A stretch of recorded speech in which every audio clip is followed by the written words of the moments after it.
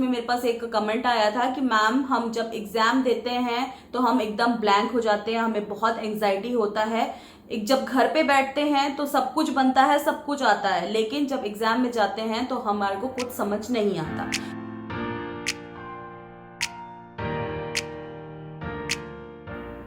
नमस्कार, आदाब, सत श्री अकाल और स्वागत है आप सभी का इस YouTube चैनल पर।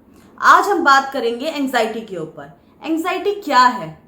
एंजाइटी एक ऐसी चीज है जो कांस्टेंट फियर में आपको रखता है। कांस्टेंट मतलब मन घबराता है, आपका दिल की धड़कनें तेज हो जाती है कि मेरे फ्यूचर का क्या होगा, मेरे प्रेजेंट का क्या होगा, मेरा आने वाला कल कैसा होगा, है ना। यही होता है ना एंजाइटी में, कुछ समझ नहीं आता, सांसें चढ़ने लग जाती है बस, और आपका दिमाग ब्लैंक हो जाता है।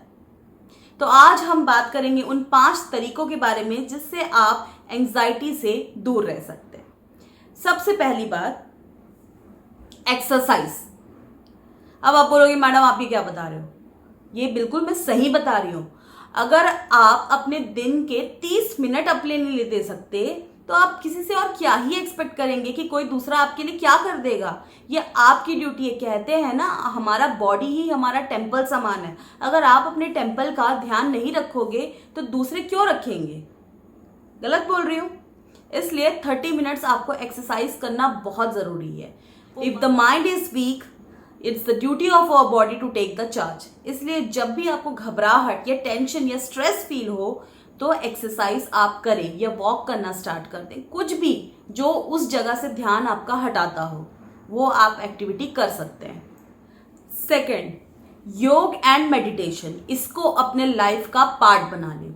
ये सिर्फ आपको अभी नहीं, लाइफ लॉन्ग आपको ये हेल्प करेगा, बेनिफिट करेगा।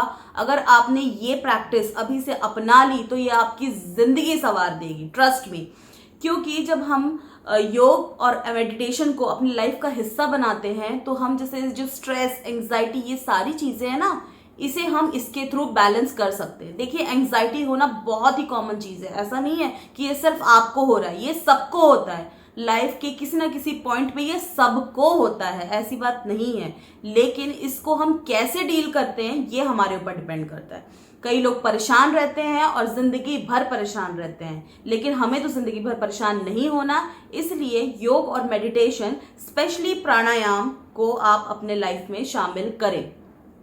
दूसरी बात, जब हमें बहुत ज्यादा एंजाइटी और स्ट्रेस होता है तो हमारा डाइजेशन भी खराब हो जाता है। गैस, ब्लोटिंग, कुछ भी खाते हैं तो गैस की समस्या होती है, जो बहुत ही सीरियस प्रॉब्लम है।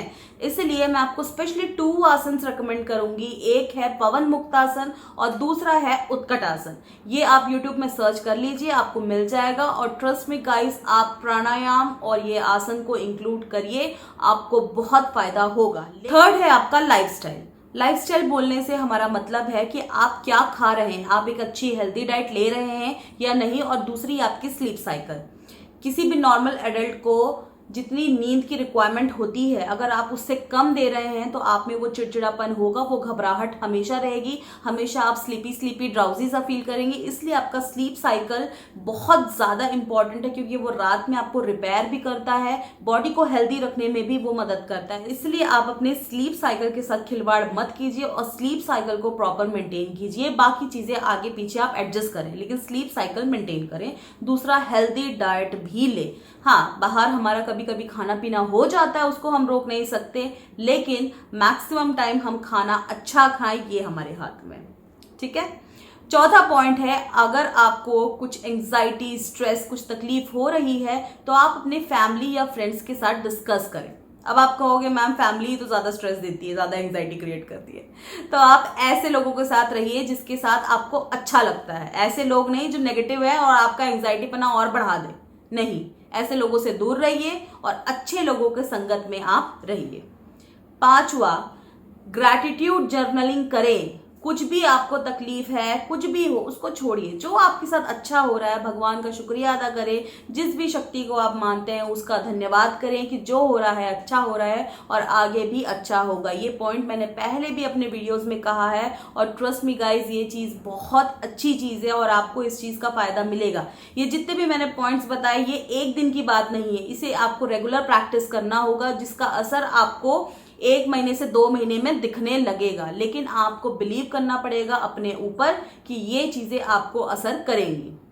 लास्ट में मैं एक बोनस पॉइंट देना चाहूंगी। मैं कमेंट्स देख रही थी, उसमें मेरे पास एक कमेंट आया था कि मैम हम जब एग्जाम देते हैं तो हम एकदम ब्लैंक हो जाते हैं, हमें बहुत एंग्जाइटी होता है। जब घर पे बैठते हैं तो सब कुछ बनता है, सब कुछ आता है, लेकिन जब एग्जाम में जाते हैं तो हमारे को कुछ समझ नहीं आता।